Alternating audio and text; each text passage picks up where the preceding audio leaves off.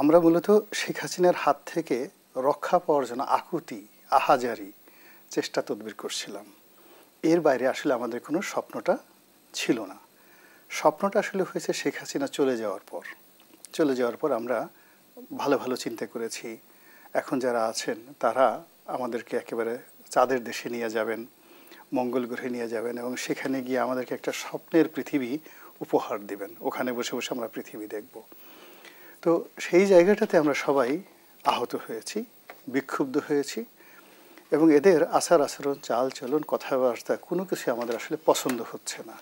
None of one, এই সরকারে যারা কর্তা ব্যক্তি আছেন এদেরকে দেখলে মানে আমাদের মনে শান্তি আসছে না। এদের কথা শুনলে রাজনৈতিক লোক অনেক দেখবেন যে অপকর্ম করে, কিন্তু মঞ্চে যখন মাইক নিয়ে তারা কথা বলে মন্ত্রমুগ্ধের মতো লক্ষ জনতা তাদের সেই বক্তব্য শুনে, অথচ তাদের প্রতি কিন্তু অনেকের রাগ। তো এখন এদের যে ক্ষমতায় বসার পরে আর্ট অ্যাটিটিউড রয়েছে, সেই অ্যাটিটিউড আমাদের পছন্দ হচ্ছে না। বিকজ আমরা শত শত বছর ধরে রাজনীতিবিদদের রাজনৈতিক মঞ্চে এবং পলিটিক্যাল পোস্ট অ্যান্ড পোর্টফোলিওতে যে পোর্ট্রেটগুলো দেখে এসেছি, সেই পোর্ট্রেটের সঙ্গে এদের মেলে না। এটা আমাদের একটা হতাশার মূল কারণ হলো। এরপর হলো রাজনীতিবিদরা সিংহাসনে বসে, পার্লামেন্টে বসে, রাজনৈতিক চেয়ারে বসে, মন্ত্রীর চেয়ারে বসে যে ভাষায় কথা বলে তাদের সুর থাকে, ছন্দ থাকে, তাল থাকে, লয় থাকে এবং তারা এতটা নেগোশিয়েবল। মানে এখন চিন্তা করেন যে একজন লোক আসছে, আমি উদাহরণ দিই, যেমন একজন মন্ত্রী ছিলেন আব্দুল লতিফ বিশ্বাস না কি যেন, লেখাপড়া তেমন জানতেন না।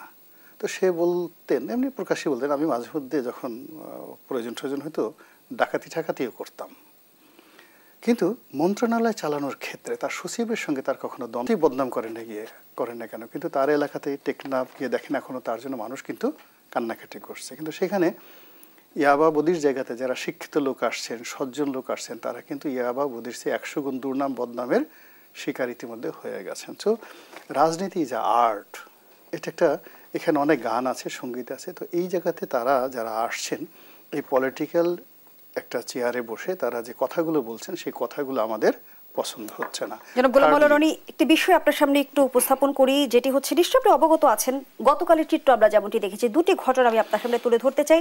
15 আগস্ট রাজধানীর ধানমন্ডির 32 নম্বরে ফুল দিতে গিয়ে গণপিটানির শিকার হন রিকশা চালক আজিজুর রহমান। পরে হত্যা চেষ্টা মামলায় তাকে গ্রেপ্তার দেখিয়ে কারাগারে পাঠানো হয়েছে। আরেকটি ঘটনা আমরা যেমনটি দেখলাম যে গানের তালে তালে একজন মানুষ, আমাদের একেবারে অপছন্দ তারা যে কাজগুলো করছেন। রাজনীতিতে হলো কি, এটা স্ট্রেট ফরওয়ার্ড, আপনি যুদ্ধ করেন অথবা শান্তি স্থাপন করেন, আপনি বন্ধু হন নচেত শত্রু হন। এখানে মুনাফিকি, ছলচাতুরি এর সমস্ত কোনো কিছুর জায়গা রাজনীতিতে নেই। মূল ব্যাপার এখানে কূটনীতি আছে, অনেক কথা বলে, কিন্তু ভেরি স্ট্রেট ফরওয়ার্ড। আমি তোমার বন্ধু হব, আমি তোমার শত্রু হব, আমি তোমার উপকার করবো নচেত আমি তোমাকে ক্ষতি করবো। এটাই রাজার ধর্ম। রাজার ধর্ম বাঘ করে সিংহ করে। কিন্তু এখন কি হচ্ছে, এরা ডান দিকে চোখ টিপ মারে আর বাম দিক থেকে খোঁচা মারে। এরা হাত দিয়ে এক ধরনের কাজ করে, পা দিয়ে এক ধরনের কাজ করে। এদের মস্তিষ্ক একরকম, এদের মন একরকম। ফলে কি হচ্ছে, সারা বাংলাদেশের সর্বত্র একটা অবিশ্বাস, অনাস্থা, সংকট, তারপর কি বলবো, মানে অস্থিরতা, সব মিলিয়ে একটা এলোমেলো হয়ে গেছে। আপনি চিন্তা করেন, একজন মন্ত্রী পদমর্যাদার যুবক, এখনকার যুবক তো কি বলবো, এখন তো মানুষে যুগ, আধুনিক যুগ হয়ে গেছে, 8-9 বছরে কিন্তু আমি এটা খুঁজে পাই না। হাঁস খুব শক্তিশালী একটা খাবার, এটা খেলে শরীরে একটা জেহান এসে যায়, একটা জোশ এসে যায় এবং এটা যৌবন যাদের, মানে সেই তাদের যৌবন আরও বেড়ে যায়। এটা বিবাহিত লোকদের জন্য ঠিক আছে, অবিবাহিত লোকদের জন্য এই হাঁস খাওয়া খুবই একটা কঠিন একটা বিষয়। সে হাঁস খেয়ে আবার দৌড়ে এসে ওয়েস্ট ইন্ডিজে আসছে, আর ওয়েস্ট ইন্ডিজের নাম শুনে আমার খালি কেন পাপিয়া কান্ট্রির কথা মনে পড়ে, সেই বাইজি কান্ট্রির কথা মনে, আমি মিলাতে পারি না। তো সেই মিলানের সঙ্গে আপনি যদি চিন্তা করেন যে তাদেরকে অগ্রগামী ভূমিকায় দেখেছি, দেশি বিদেশি ইউটিউবাররা তারা নেতৃত্ব দিয়ে 15 আগস্ট এখানে হচ্ছে, ওখানে গত বছর যারা ডিজে পার্টি করেছে, এই বছর সেট চেঞ্জ হয়ে গেছে, তারা কিন্তু নেই, নতুন একটা গ্রুপ আসছে। এবং স্পষ্টতই বিএনপির যারা লোকজন আছে এখানে এই টোটাল 15 আগস্টের দিনে 32 নম্বরে তারা নেতৃত্বের ভূমিকায় থেকেছে, অথচ গত বছর এটা জামাত, এনসিপি, ইউটিউবার, অমুক পার্টি, টমুক পার্টি, বিভিন্ন লোকজন ছিল। তো এটা হঠাৎ করে এটার এই বিবর্তন হলো কেন? ওই আগের পার্টি তারা চলে গিয়ে আবার নতুন পার্টি কেন আসলো? আর এখানে যে ঘটনাগুলো ঘটছে স্পষ্টতভাবে একটা নিয়মতান্ত্রিক রাজনৈতিক দল, বিএনপির মতো একটা বড় দল, তাদের জন্য এ দায় মেটানো আগামী দিনে খুব কঠিন একটা বিষয় হয়ে যাবে। তারা কেন বুঝতে পারছে না যে যখন তৃতীয় একটা ছোট পক্ষ, ধরুন একটা খরগোশ কিংবা ধরুন একটা শিয়াল, সে দুটো বাঘকে মুখোমুখি করে দিচ্ছে, দুটো সিংহকে মুখোমুখি করে দিচ্ছে, এবং দুটো সিংহ যদি মারামারি করে পুরো বনভূমিতে তারা বিরান হয়ে যায়, তাহলে কি হচ্ছে? ওই যে যে ছোট ছোট প্রাণী আছে তাদের একটা রাজত্ব প্রতিষ্ঠিত হবে। রাজনীতির এই সহজ জিনিসগুলো কেন বড় বড় রাজনৈতিক দলগুলো বুঝতে পারছে না? এখানে মূল ব্যাপার হলো যে সবাই কি হচ্ছে এত কিছুর পরেও কেন পুতিনের সঙ্গে সেই আলাস্কাতে গিয়ে ডোনাল্ড ট্রাম্প দেখা সাক্ষাৎ হচ্ছে, এবং পুরো দেখা সাক্ষাৎ এর মধ্যে পুরোটাই নেগেটিভ, 100% নেগেটিভ। নেগেটিভ হওয়ার পরে দুজন হাসলেন এবং আবার তারা বৈঠক করার সিদ্ধান্ত নিলেন, এবং পুতিন হেসে বললেন যে আমাদের নেক্সট বৈঠক মস্কোতে হবে। তো এই হলো আর্ট অফ নেগোসিয়েশন। তো সেখানে বাংলাদেশের সবচেয়ে বৃহৎ একটি দল যারা দাবি করে একাধিকবার তারা ক্ষমতায় এসেছে, সেই দলগুলো ছোট ছোট দলের পেছনে ছুটছে, তাদের বুদ্ধিতে তারা বারবার পরাজিত হচ্ছে, তাদের দ্বারা উত্তেজিত হচ্ছে, এবং তারাও এখন হাঁস খেতে চাচ্ছে, অনেকে হাঁস খেতে চাচ্ছে, হাঁসের পিছনে ছুটছে। সেটা পিটার ডি হাঁস হোক, পাতি হাঁস হোক, সেটা নীলার হাঁস হোক কিংবা ওয়েস্টিনের হাঁস হোক, বাট এই হাঁস খাওয়ার জন্য এখন বাংলাদেশে যে উন্মাদনা শুরু হয়েছে, আমি এই উন্মাদনার কোনো শেষ দেখছি না। অসংখ্য ধন্যবাদ জানাচ্ছি গোলাম মাওলা রনি, আবু আলম, শহীদ খান। গতকালের ঘটনা দিয়েই শুরু করতে চাই।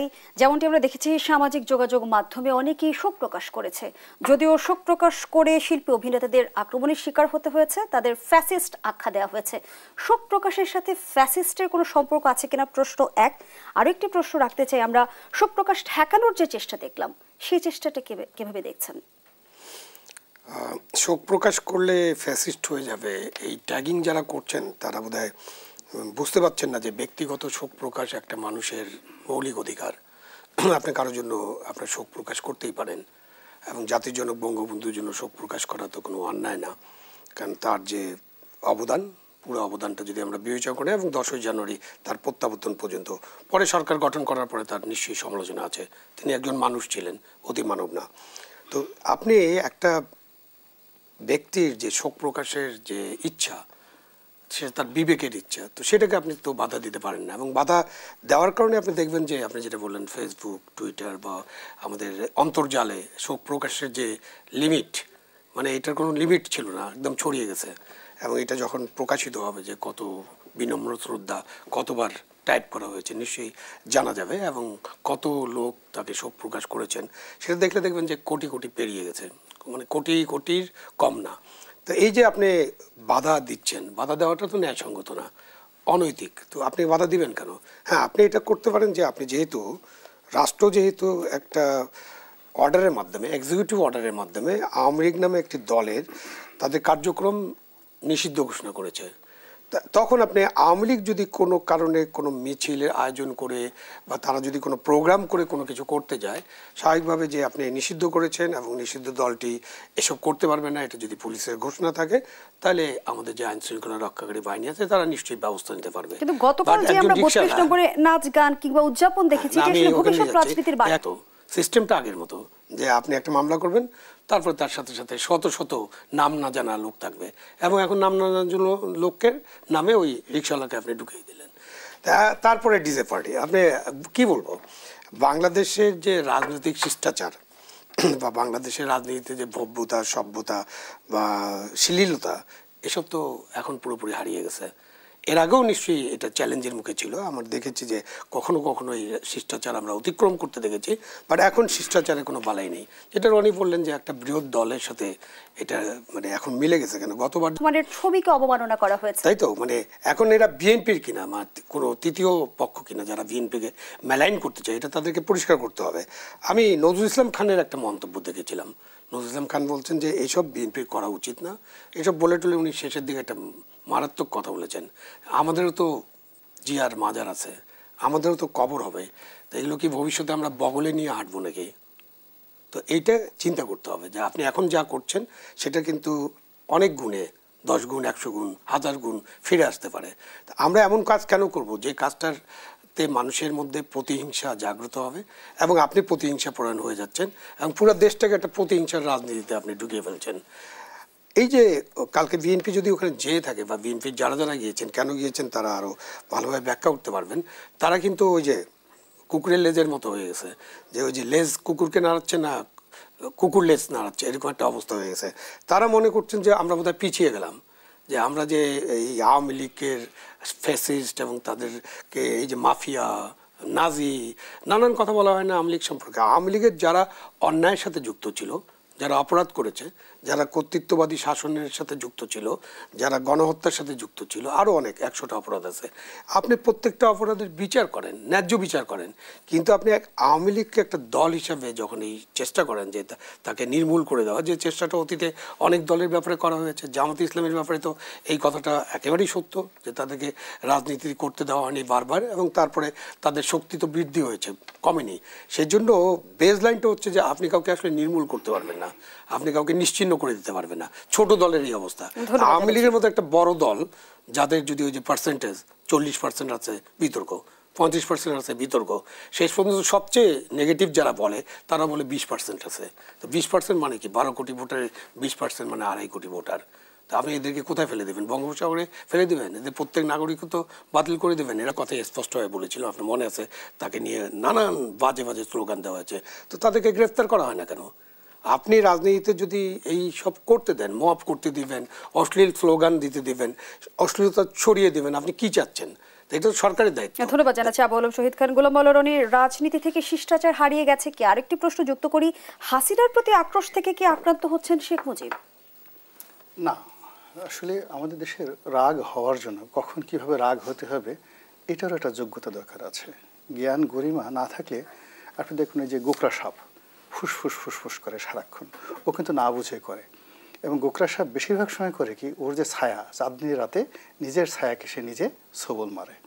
তা আমাদের এই সমাজে মানুষ আমরা জানি না যে কখন আনন্দ প্রকাশ করতে হবে আর কখন দুঃখ প্রকাশ করতে হবে, কখন কাঁদতে হবে, কখন হাসতে হবে, কখন রাগ হতে হবে।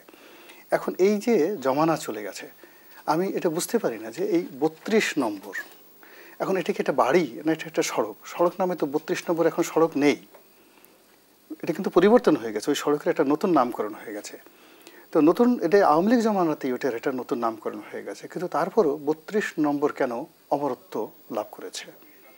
কেন বারবার ঘুরে ফিরে বঙ্গবন্ধুর নাম আসছে? কেন শেখ মুজিবুরের নাম শুনলে মানুষ মাথা নোয়াচ্ছে? তাকে ট্যাগ দেওয়ার জন্য, ছোট করার জন্য। ধরুন অনেকে বলা হয়েছে সে লেখাপড়া জানতো না, নকল করে পাশ করেছে, সাধারণ বংশের লোক আছে, বলেন, ভালো কথা। তো 73-74 সনে যে ওনারা তো একসময় জাসদ করতেন, তো 73-74 সনে তার সঙ্গে যারা বিপ্লব করে বিদ্রোহ করে আওয়ামী লীগ থেকে বের হয়ে বঙ্গবন্ধুর জীবনটাকে হারাম করে দিলেন, যে জাসদের শীর্ষ নেতৃবৃন্দ, তাদের রাজনৈতিক যে যোগ্যতা, অভিজ্ঞতা, শিক্ষা দীক্ষা নিয়ে শুধু বাংলাদেশ নয়, পাক ভারত উপমহাদেশে কথা বলার মতো লোক নাই। তারা কেন বঙ্গবন্ধুর জন্য এখন কাঁদছেন? তাহলে তার মধ্যে এমন একটা ম্যাগনেটিক পাওয়ার ছিল। আচ্ছা চিন্তা করেন, বলা হয় যে ঠিক আছে শিক্ষিত, আমাদের এই বাংলাদেশ তো দূরের কথা, পশ্চিমবঙ্গে আপনি দেখেন তো ডক্টর মোহাম্মদ কামাল অথবা অধ্যাপক রেহমান সুবহান, তাদের মতো শিক্ষিত সজ্জন লোক দেখান তো। Rehman Subhan was the teacher of doctor Mohammad Yunus. Why they are crying for Bangabandhu? সে যদি অশিক্ষিত হয়, লেখাপড়া না জানে, এত শিক্ষিত মানুষ কেন তার জন্য কাঁদছে? এই যে নেতৃত্বের যে একটা ম্যাগনেটিক পাওয়ার, সেই ম্যাগনেটিক পাওয়ারটা বুঝতে হবে। ওই যে 32 নম্বর, ওই 32 নম্বরের অনেক দৃশ্য, অনেক চিত্র, অনেক গল্প, অনেক কবিতা মানুষের মনে মননে এমনভাবে, সেটা আপনার মাথায় যদি হাতুড়ি দিয়ে পেরেক ঢুকানো হয় এবং সেই পেরেকটা যেভাবে আপনার মস্তিষ্কে প্রতিটা মুহূর্তে সাড়া ফেলবে, তেমনি ওই 32 নম্বরের অসংখ্য স্মৃতি ওটাকে এমনভাবে অমরত্ব দিয়েছে। আপনি চিন্তা করেন, একজন রাজপুরুষ, বিশাল একজন 6.5 ফিট উচ্চতা রাজপুরুষ, সে একটা লুঙ্গি পরে একটা সাধারণ জামা গায়ে দিয়ে 3-4টা বোতাম খোলা খাবার টেবিলে বসছেন। হঠাৎ করে মনে হলো তার সামনে একটা ওই না খেয়ে আছে অভুক্ত দুপুরে একজন পুলিশ কনস্টেবল, সে দৌড়ে খাবার টেবিল ছেড়ে সেই পুলিশটাকে ধরে এনে তাকে খাবার টেবিলে বসে একসাথে খাওয়ালেন। এই ছবি আপনি বাঙালির মধ্যে কিভাবে দূর করবেন বলেন তো? এই এনসিপির তরফ থেকে যেমনটি বলা হচ্ছে, নতুন সংবিধান প্রণয়নে বাধা দিলে রাজপথে নামতে সময় লাগবে না, গণপরিষদ নির্বাচনের দাবি জানিয়েছে তারা। আবার জামায়াত ইসলামীর তরফ থেকে বলা হচ্ছে পিআর পদ্ধতিতে নির্বাচন হতে হবে এবং বিদেশিদের দ্বারা পাতানো কোনো নির্বাচনে তারা অংশগ্রহণ করবে না। নির্বাচন বিলম্বের কোনো শঙ্কা এখনো দেখেন কি? নির্বাচন বিলম্ব, নির্বাচন, এই জিনিসগুলো আমার ডিকশনারিতে এখন পর্যন্ত আসছে না। আমি একটা ফটো কার্ড দেখলাম ফেসবুকে, এটা সত্য না মিথ্যা আমি বলতে পারবো না। ব্রিগেডিয়ার জেনারেল সাখাওয়াত সাহেব তার একটা বক্তব্য, তিনি সেখানে বলেছেন যে এখন যে মাইন্ড সেট আপ রয়েছে মানুষের এবং এখন যে আইন শৃঙ্খলা রক্ষাকারী বাহিনীর যে অবস্থা, তো সেখানে নির্বাচন করার মতো কোনো স্ট্রাকচার তো নেই কোথাও। তো এই অবস্থাতে একটা নির্বাচন করার জন্য যদি চাপ দেওয়া হয় ডক্টর মোহাম্মদ ইউনূসকে, তো সেক্ষেত্রে ডক্টর মোহাম্মদ ইউনূসের পদত্যাগ করাটা নিরাপদ। সত্য মিথ্যা আমি জানি, উনি বলেছেন কিনা জানি, কিন্তু এরকম একটা ফটো কাট করেছে। আমি এই বক্তব্য উনি বলুন বা না বলুন, এটা আমি ওন করলাম, এটা আমার বক্তব্য, ঘটনা আসলেই তাই। এখন পর্যন্ত আপনি চিন্তা করুন, একটা থানা, ধানমন্ডি থানা, তো তাকে জিজ্ঞেস করা হলো যে এখানে এরকম কাজ কেন হচ্ছে, তো বললো যে এখানে প্রেস সচিবের হুকুমে আমরা এই কাজ করছি। পরবর্তীতে যখন মিডিয়াতে আসলে প্রেস সচিব অস্বীকার করলো, আমি ধরেন কোনো কথা বলিনি, এখানে কোনো কারণে মিসফায়ার হয়ে যেতে পারে। তো বোঝার চেষ্টা করুন যে প্রধান উপদেষ্টা বা প্রধানমন্ত্রীর একজন প্রেস সচিব, তিনি এই ধরনের বক্তব্য দিবেন, কথা বলবেন, যা কিছু বলবেন, এটা বাংলাদেশে আসলে আমরা ইতিপূর্বে কখনো কল্পনা করতে পারিনি। অতীতে যারা প্রেস সচিব ছিলেন, আপনি জাওদুর রহমান সাহেবের মতো মানুষ প্রেস সচিব ছিলেন, ইভেন একেবারে সর্বশেষ ধরুন নাইমুল ইসলাম খান। তো নাইমুল ইসলাম খানের যে ক্যারিয়ার সংবাদপত্রে, তার সঙ্গে যদি আপনি বর্তমান প্রেস সচিবকে ধরেন, তো এটা আসলে কোনো তুলনাই করা যায় না। কিন্তু সেই নাইমুল ইসলাম খান, জাওদুর রহমান, কিংবা ধরেন প্রেসের সাথে যারা জড়িত ছিলেন ইকবাল সুবহান চৌধুরী সাহেবের মতো মানুষ, তারা কোনো একটা থানাতে জীবনে টেলিফোন করবেন, এটা তো আমরা কল্পনাই করতে পারিনি। বাট থিংস হ্যাপেনিং, এখন বর্তমানে সেই ঘটনাগুলো ঘটছে। আপনার হাত যখন পায়ের কাজ করে, পা যখন কানের কাজ করে, কান যখন আপনার বগলের কাজ করে, আপনার নাক যখন পিঠের কাজ করে, তখন পুরো শরীরে যে একটা ইমব্যালেন্সড হয়ে যায়, তদ্রূপ এখন রাষ্ট্রযন্ত্র ওরকম একটা ইমব্যালেন্সড অবস্থায় চলে গেছে। আবু আলম শহীদ খান, যেমনটি উপদেষ্টা আসিফ মাহমুদ সজীব হয়ে অভিযোগ করেছে, একটি মহল জাতীয় পার্টিকে নির্বাচনে আনার তোড়জোড় করছে, এই দলকে প্রধান বিরোধী দল হিসেবে সামনে আনতে চায় তারা। আওয়ামী লীগের যেসব নেতার ইমেজ ভালো, তাদেরও জাতীয় পার্টির হয়ে নির্বাচনে নিয়ে আসার, যাকে এখনো নিষিদ্ধ করা যায়নি, আওয়ামী লীগ নিষিদ্ধ করা হয়েছে, আওয়ামী লীগ নির্বাচনে আসবে না। জাতীয় পার্টি নিষিদ্ধ না হলে তারা নির্বাচনে যাবে, তাদের একটা মার্কা থাকবে এবং সেই দল চেষ্টা করবে যে তারা অধিক সংখ্যক আসনে প্রতিদ্বন্দ্বিতামূলক নির্বাচন যাতে করতে পারে। তো এইটাতে মানে পিছনে কোনো ষড়যন্ত্রের বিষয় না, তো এটা ক্লিয়ার। এখন উনি যে কারণে বলছেন ষড়যন্ত্র, সেটা তো ওনাকে ব্যাখ্যা করতে হবে, কারণ ওনার তো বোধহয় একটা দল আছে, মানে উনি এনসিপিকে সমর্থন করেন, যদিও উপদেষ্টা হিসেবে সেই সমর্থনটা করার কথা না। এই যে আপনি এনসিপির কথা বললেন, তারা নতুন সংবিধান চায়, কীভাবে নতুন সংবিধান হবে বলেন আপনি? নতুন সংবিধান হওয়ার তো কোনো সুযোগ নাই।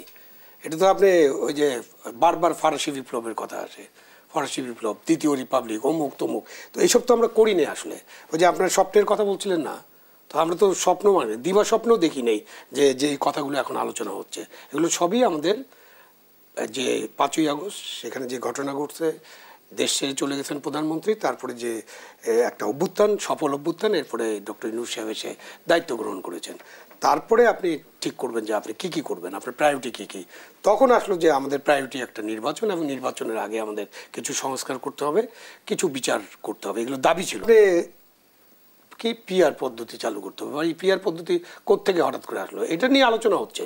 আলোচনা যে হয়নি একবারে এরকম না, 2008 সাল থেকে আলোচনা হচ্ছে। ইসলামী আন্দোলন এই আলোচনাটা এনেছিল এবং আরও কেউ বাম দলগুলো এই আলোচনা করেছে, কারণ তারা দেখেছে যে তারা যে ভোট পায় তাতে তাদের এককভাবে কোনো সিটে না জিতলেও তাদের ভোটের কারণে হয়তো তারা 2, 4, 5, 10, 20 সিটের ভাগ পেতে পারে। জামাত ইসলামী তো এরকমই মনে করে। তো এই জিনিসটা তো আপনাকে আরেকটা নির্বাচন হতে হবে, এই নির্বাচনের পরে সেই যে সংবিধানের ভিত্তিতে যে নির্বাচনটা হবে এবং নির্বাচনের পরে যে পার্লামেন্ট হবে, সেই পার্লামেন্ট যদি মনে করে যে আমরা একটা পিআর পদ্ধতিতে যাব, তখন এটা করা সম্ভব হবে। তার আগে তো এটা করা সম্ভব হবে না। তার মানে হচ্ছে যে আপনি যখন এগুলো বলেন, আপনি নির্বাচনটাকে বিলম্বিত করতে চান অথবা নির্বাচন চান না। এখন নির্বাচন চান না বললে ওনারা রাগ করতে পারেন, নির্বাচন কেন চাবেন ওনারা? ওনারা তো এখন ভালো পজিশনে আছেন, ওনাদের দলের কোনো তো মানে ভোটের মাধ্যমে কিছু করার বা তাদেরকে বুঝে নেওয়ার সুযোগ নাই। সুতরাং ওনারা যে ক্ষমতার পজিশনটা এনজয় করছেন এটা ওনারা ছাড়বেন কেন? যখনই নির্বাচন হবে তখন তো জনগণের ভোটে নির্বাচিত প্রতিনিধিরা দায়িত্ব গ্রহণ করবে, নির্বাচিত একটা সরকার দায়িত্ব গ্রহণ করবে, তখন আমি জানি না ডক্টর ইউনূস এটাকে কীভাবে নেবেন। নিশ্চয় আপনি অবগত আছেন, জোটের অংশ হয়ে এক দলের প্রার্থীরা আরেক দলের প্রতীক নিয়ে নির্বাচন করতে পারবেন না, আরপিওতে যুক্ত হয়েছে এমন বিধান। জোটের যে আমরা তৎপরতা দেখি নির্বাচন এলেই, এবার সেই সমীকরণ পাল্টে যাবে কিনা প্রশ্নটি থাকছে আপনার কাছে। আবারও বিরতির সময় হয়েছে, দর্শকদের সাম্প্রতিকের এই পর্যায়ে আবারও বিরতিতে যাচ্ছি। এবার সেই জোটের সমীকরণ পাল্টে যাবে কিনা? না, সেটা পাল্টে যাবে না, বাট আমি আরপিওতে এটা হলে আমি এটাকে সমর্থন করি একজন নাগরিক হিসাবে। কারণ হচ্ছে যে আপনি আপনার যে প্রার্থী তাকে নিজের পায়ে দাঁড়াতে দেন, আপনি মেরুদণ্ড সোজা করে দাঁড়ান। কেননা জোট যখন হবে তখন ওখানে কোনো বড় দলের সাথে যখন জোট করবেন তখন তো সে প্রার্থী দেবে না, বিদ্রোহী প্রার্থীকেও থামানোর চেষ্টা করবে। সুতরাং আপনি আপনার জোরে হন। যদি ভবিষ্যতে পিআর চালু করতে হয় তাহলে এটা এখন থেকে প্র্যাকটিস করতে হবে, তাহলে তো বোঝাই যাবে না যে আপনার কতটা শক্তি আছে ছোট দল হিসাবে। আরপিওতে আরও 3-4টা জিনিস ওনারা না ভোট বোধহয় সংযুক্ত করেছেন। না ভোট থাকতে পারে, হ্যাঁ, না ভোট একক প্রার্থী থাকলে, একক প্রার্থী থাকলে না ভোট এটা তো হবে না। এই জায়গায় একটা বিপদ আছে, কারণ আপনি একক প্রার্থী থাকলে সে বিনা প্রতিদ্বন্দ্বিতায় নির্বাচিত হবে, সেখানে আপনি না ভোটের বাক্স কেমন দিবেন? অর্থ কোনো আইনগত ভিত্তি নাই। নির্বাচন কমিশনের তরফ থেকে তো বলছে, হ্যাঁ বলেছে, আমি দেখেছি ওটা। তো এটা একটা কন্ট্রাডিক্টরি বিষয় যে আপনি একটা নির্বাচন ডিক্লেয়ার করলেন মাত্র একজন প্রার্থী, উনি সাথে তার এলাকায় একজন প্রার্থী, কেউ প্রতিদ্বন্দ্বিতা করতে চাচ্ছে না বা প্রতিদ্বন্দ্বীদের উনি ম্যানেজ করেছেন, সেটা আপনি তো বন্ধ করতে পারবেন না। সুতরাং ওখানে কেন না ভোট যদি বাক্স চালু করতে চান সবখানে দেন। আপনার 4জন প্রার্থী থাকলে তো আমার না ভোট দেওয়ার অধিকার থাকতে হবে, যে আমি এই 4জনের কাউকে পছন্দ করি না। সুতরাং আপনি না ভোট চালু করেন, কিন্তু সব জায়গায় এটা করতে হবে। ওই একক প্রার্থীর কথা, এটা হলো পিক অ্যান্ড চুজ হয়ে যাচ্ছে, এটা করা যাবে না।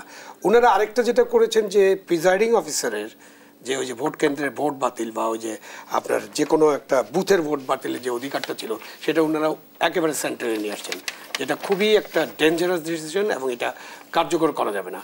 এইটা বাংলাদেশের যে আমাদের যে নির্বাচন ব্যবস্থা আছে সেখানে প্রিজাইডিং অফিসারকে শক্তিশালী করতে হবে, তাকে সুরক্ষা দিতে হবে। আমরা যদি প্রিজাইডিং অফিসারকে শক্তিশালী করতে না পারি, সুরক্ষা দিতে না পারি এবং তার পাওয়ারটা যদি আমরা কার্টেল করি, তাহলে কিন্তু ভবিষ্যতে যে ইতিহাসের সেরা নির্বাচন তো দূরের কথা, কোনো ভালো নির্বাচন করা সম্ভব হবে না। আপনি আরপিওতে ইন্ডিপেন্ডেন্ট প্রার্থীর জন্য যে 1% ভোটের বিধান রাখা হয়েছে, যে 1% ভোটে তারা সাইন করতে হবে, এটা তো একদম সংবিধান বিরোধী, মৌলিক অধিকার বিরোধী আইন। এটা আপনি বদলান না কেন? আপনি তো এটা বদলান নাই। আপনি এটা কিভাবে চান যে একজন ভোটার ভোটের আগেই কাকে ভোট দিবে এটা তাকে ডিক্লেয়ার করতে হবে? এটা তো যে ভোটের যে নিয়ম আছে, যে গোপনীয়তা, সেটা তো গোপনীয়তার বিরুদ্ধে, সেটা তো আপনি করতে পারেন না। সুতরাং এই আইনটা বাতিল করা দরকার ছিল, সেটা তারা বাতিল করেন নাই। আপনি যদি 1% আইন বাতিল না করেন, তাহলে আপনি দেখেন যে গত 10টা নির্বাচনে বা 5টা নির্বাচনে, এই 3টা বাদ দেন, 14, 18, 24 নির্বাচন বাদ দেন, 4জন আমার ক্যান্ডিডেট, এবং শেষ মুহূর্তে যে এই রাজনৈতিক দলগুলা একজনকে মার্কাটা দেয়, বাকি 3জনকে তারা ভোট থেকে বের করে দেয়। এইটাও একটা পরিবর্তন করা দরকার। এটা হলো একটা দলীয় স্বৈরাচারের মতো, এবং নমিনেশন বিক্রির ব্যবস্থা ভালো হয়। জনাব গোলাম আল রনি, দুটি জরিপের তথ্য আপনার সামনে তুলে ধরতে চাই। একটি সুশাসনের জন্য নাগরিক সুজনের তরফ থেকে করা হয়েছে যে 71% মানুষ উচ্চকক্ষের সংখ্যানুপাতিক পদ্ধতিতে আসন বন্টন চায়। আরেকটি জরিপ করেছে বিআইজিডি, সেখানে বলা হয়েছে 48.5% ভোটার এখনো নিশ্চিত নয় কাকে ভোট দেবে। একটু জানতে চাই, ভালো না, বাংলাদেশের কোনো রেকর্ড ভালো না। ফলে এই যে 71% কি করছে না করছে, এইটা ওনাকে নিয়ে কথা বলার রুচি আমার নেই। দ্বিতীয়ত ব্রাক একটা করছে, জরিপ করছে, এরা আড়ঙের দুধ বিক্রি করে, তারপরে শেষে এরা ওই কাঁথা সেলাই করে, এরা সুদে টাকা ধার দেয়, এরা বিকাশের ব্যবসায়ীদের গরিব মানুষকে শোষণ করে, তারপর শেষে এরা ঢাকা শহরে বড় বড় বিল্ডিং করে রাজার হালে এরা কাটায়। এদের যে ফজলি হাসান, স্যার ফজলি হাসান আবেদ, এই যে ডক্টর মোহাম্মদ ইউনূস, অন্যান্য যারা এনজিও আছে, দে হ্যাভ এর জ্ঞান, তারা একটা স্বার্থ নিয়ে কাজ করে। এই স্বার্থের মধ্যে তো নির্বাচন, ইলেকশন এদের মধ্যে কখনো ছিল না। এরা কেন জরিপ করতে যাবে? জরিপ করা তার অধিকারটাকে, দরকারটা কি? এরা প্যাঁচ লাগাচ্ছে। সব মিলিয়ে যে কাজগুলো করছে এগুলো নিয়ে আসলে আমাদের কথা বলা উচিত না। আমাদের প্রথম প্রশ্ন করা উচিত যে তুমি এই কাজগুলো কেন, দরকার কি? এখন হঠাৎ করে ধরেন একজন কৃষক, সে কৃষক দিয়ে যদি এসে হাতি চালানো শুরু করে দেয়, একজন গারোয়ান সে মহিষের চালায়, সে যদি বলে যে আমি আর আজকে থেকে মোষ চালাবো না, আমি কালকে থেকে 747 বোয়িং 747 চালাবো, তো তখন এটা যেমন মেজাজ গরম হয়ে যায়, তেমন এদের কর্মকাণ্ড দেখে মেজাজ গরম হয়ে গেছে। আরে বাবা, আমরা সারা বছর মানে 40 বছর যাবত রাজনীতি করি, 25 বছর যাবত ন্যাশনাল পলিটিক্স করতেছি। তো একটা দলের নির্বাচিত সবচেয়ে প্রতিযোগিতামূলক একটা জায়গাতে নির্বাচিত সংসদ সদস্য হওয়ার পরে সকালবেলা যে রাজনীতি বুঝি, বিকেলবেলা দেখি ভুল। আমরা সেই সকালে 1 বালতি পানি খাই, বিকেলবেলা 11 বালতি পানি খাওয়া লাগে রাজনীতি ঠিক করার জন্য। আর আমাদেরকে সাজেশন দেওয়ার জন্য যারা রাজনীতির বুঝে না তারা আমাদের বিপরে জরিপ করে। মানে কি বলবো, মানে মেজাজ আর ঠিক রাখা যায় না। বাংলাদেশে যা কিছু হচ্ছে এসবই সার্কাস, নাটক। এবং এই নাটক যারা করছে তাদের সবাইকেই রাজনীতি খুব খারাপ ম্যাডাম, খুব খারাপ জিনিস। এখানে কেউ কাউকে ক্ষমা করে না। এটা এতটা প্রতিশোধ পরায়ণ। আপনি চিন্তা করেন যে 15 বছর সেই আমাদেরকে সাজেশন দিচ্ছে, এটা করো এটা করো। শুনুন ব্যাপারে ভালো, মানুষের শরীরে দেখবেন এই যে ডায়রিয়া হয়, সবচেয়ে খারাপ অবস্থা, তখন একটা স্যালাইন দেয় না? সেই স্যালাইনের নাম কি জানেন? ডেক্টোজিন একুয়া। মানে জাস্ট পানি দেওয়া হয়, ফর্মাল একটা, জাস্ট ওই রুগীকে বাঁচানোর জন্য এমন একটা দেওয়া হয় যে ও মানে ডায়রিয়ার শরীর কোনো শক্ত খাবার নিতে পারে না। এখন শেখ হাসিনার 15 বছরের শাসনের পরে আমাদের এই দেশে যা অবস্থা তৈরি হয়েছে, সেখানে বেসিক যে ডাল ভাত নেওয়ার মতো অবস্থা কিন্তু নাই। এখানে ডেক্টোজিন একুয়া দিয়ে এই জাতিকে রক্ষা করার দরকার ছিল। ওনারা যদি বুদ্ধিমান হইতো তারা বলতো আমরা এই 2 বছর 3 বছর এই কাজগুলো করব। পুলিশের মনোবল ফিরে আনবো, সেনাবাহিনীতে শৃঙ্খলা আনবো, এবং যে সমস্যার সৃষ্টি হয়েছে এটা করব, তারপর আমরা ইলেকশনে যাব। যদি আমাদেরকে অ্যাপ্রুভাল দেন আমরা থাকবো, নাহলে আসসালামু আলাইকুম। তা না করে যেটা বেসিক একেবারে ফান্ডামেন্টাল একটা ইলেকশনের জন্য, সেই ফান্ডামেন্টাল ইলেকশনের বাইরে গিয়ে আরো হাজারোটা সেই এখানে নুক্তা লাগিয়ে দেওয়া হয়েছে। তো রাজনৈতিক দলগুলোর চাপ উপেক্ষা করা